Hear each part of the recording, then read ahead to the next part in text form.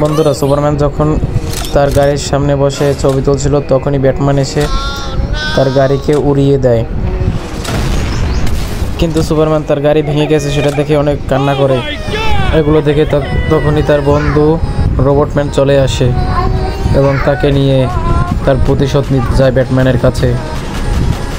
কাছে যখন যায়, তারা দুই বন্ধু আজকে ব্যাটম্যানকে উচিত শিক্ষা দেবে, তাই তারা প্রস্তুত হয়ে যাচ্ছিল।